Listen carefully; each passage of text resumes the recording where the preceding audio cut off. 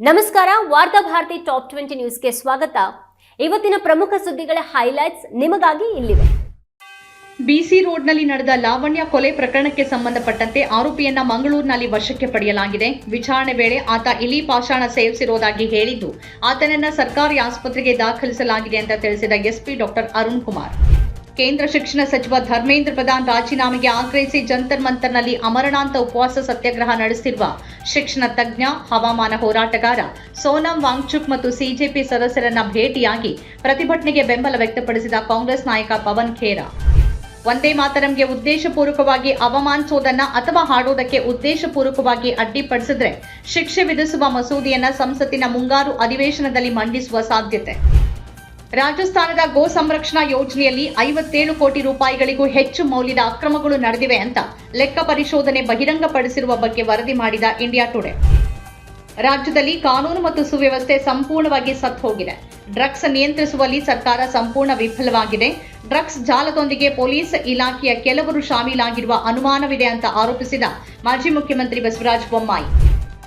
ಅಪ್ರಾಪ್ತ ಬಾಲಕಿಯ ಮೇಲೆ ಲೈಂಗಿಕ ದೌರ್ಜನ್ಯ ಎಸಗಿ ಗರ್ಭಿಣಿಯನ್ನಾಗಿಸಿದ ಬಳಿಕ ಹೆರಿಗೆ ಮಾಡಿಸಿ ಜನಿಸಿದ ಮಗುವನ್ನ ಬೇರೆಯವರಿಗೆ ಮಾರಾಟ ಮಾಡಿರುವ ಆರೋಪ ಪ್ರಕರಣದ ಸಂಬಂಧ ಆರೋಪಿ, ಬಾಲಕಿಯ ತಂದೆ ತಾಯಿ ಹಾಗೂ ಇಬ್ಬರು ಖಾಸಗಿ ವೈದ್ಯರ ವಿರುದ್ಧ ಹಳೆ ಹುಬ್ಬಳ್ಳಿ ಪೊಲೀಸ್ ಠಾಣೆಯಲ್ಲಿ ಪ್ರಕರಣ ದಾಖಲು. 2009ರಲ್ಲಿ ಬಿಡುಗಡೆಯಾದ 3 ಇಡಿಯಟ್ಸ್ ಚಿತ್ರದಲ್ಲಿನ ಪುನ್ಸುಂಗ್ ವಾಂಗ್ಡೂಟ್ ಪಾತ್ರ ಸಾಮಾಜಿಕ ಹೋರಾಟಗಾರ ಸೋನಂ ವಾಂಗ್ಚುಕ್ ಅವರನ್ನ ಆಧರಿಸಿ ನಿರ್ಮಿಸಿರುವುದಲ್ಲ ಅಂತ ಹೇಳಿದ ನಟ ಆಮಿರ್ ಖಾನ್.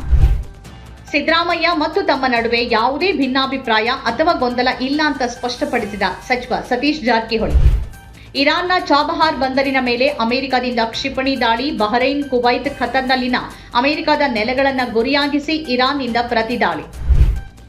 ದಕ್ಷಿಣ ಆಫ್ರಿಕಾದ ಧೀಮಂತ ನಾಯಕ ನೆಲ್ಸನ್ ಮಂಡೇಲಾ ಅವರ ಬಗೆಗಿನ ಕಾರ್ಯಕ್ರಮದಲ್ಲಿ ಭಾರತದ ಹೋರಾಟಗಾರ ಉಮರ್ ಖಾಲಿದ್ ಸೇರಿದಂತೆ ಹಲವು ರಾಜಕೀಯ ಖೈದಿಗಳ ಬಂಧನದ ಕುರಿತು ಪ್ರಸ್ತಾಪಿಸಿದ ನ್ಯೂಯಾರ್ಕ್ ನಗರದ ಮೇಯರ್ ಜೊಹರಾನ್ ಮಮ್ದಾನಿ. ದೇಶದಲ್ಲಿ ಶುದ್ಧ ಮತ್ತು ಹೆಚ್ಚು ಸುಸ್ಥಿರ ರೈಲ್ವೆ ಸಾರಿಗೆಗೆ ಉತ್ತೇಜನ ನೀಡುವ ಪ್ರಯತ್ನದ ಭಾಗವಾಗಿ ಹರಿಯಾಣದ ಜಿಂದ್ ರೈಲ್ವೆ ನಿಲ್ದಾಣದಲ್ಲಿ ಹೈಡ್ರೋಜನ್ ಚಾಲಿತ ರೈಲಿಗೆ ಹಸಿರು ನಿಶಾನೆ ತೋರಿಸಿದ ಪ್ರಧಾನಿ ನರೇಂದ್ರ ಮೋದಿ. ಡಿಸಿಆರ್ಇ ಅಂದರೆ ನಾಗರಿಕ ಹಕ್ಕು ಜಾರಿ ನಿರ್ದೇಶನಾಲಯದ ಘಟಕದ ಪೊಲೀಸ್ ಠಾಣೆಗಳಲ್ಲಿ ಕರ್ತವ್ಯ ನಿರ್ವಹಿಸುತ್ತಿರುವ ಪೊಲೀಸ್ ಕಾನ್ಸ್ಟೇಬಲ್ ಹಾಗೂ ಹೆಡ್ ಕಾನ್ಸ್ಟೇಬಲ್ ಸಿಬ್ಬಂದಿಗೆ ವಾರದಲ್ಲಿ 1 ದಿನ ಕಡ್ಡಾಯವಾಗಿ ರಜೆ ನೀಡುವಂತೆ ಮಹತ್ವದ ಆದೇಶ ಹೊರಡಿಸಿದ ಪೊಲೀಸ್ ಇಲಾಖೆ.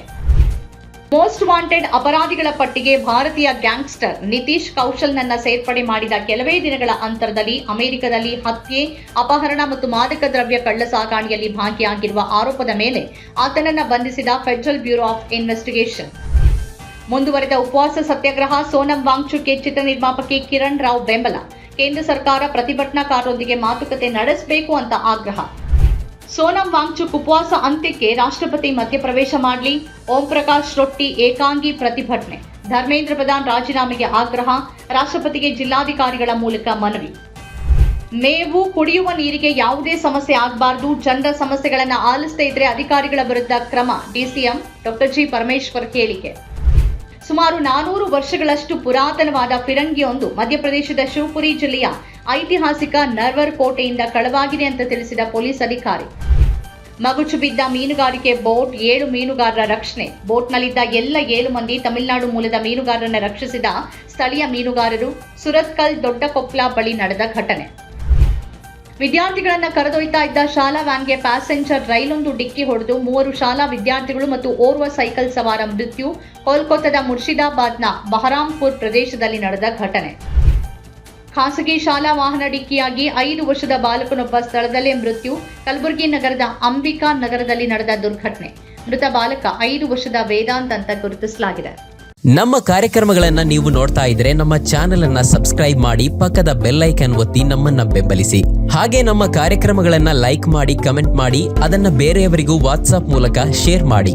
ನೀವು ಹೀಗೆ ಮಾಡಿದಾಗ ನಮ್ಮ ಚಾನೆಲ್ ಮತ್ತಷ್ಟು ಜನರಿಗೆ ತಲುಪಲು ನೀವು ನಮ್ಮೊಂದಿಗೆ ಸಹಕರಿಸಿದ ಹಾಗಾಗುತ್ತೆ. ಇದು ನೀವು ಯಾವುದೇ ಖರ್ಚಿಲ್ಲದೆ ಕೆಲವೇ ಸೆಕೆಂಡುಗಳಲ್ಲಿ ನೀಡಬಹುದಾದ ಸಹಕಾರ.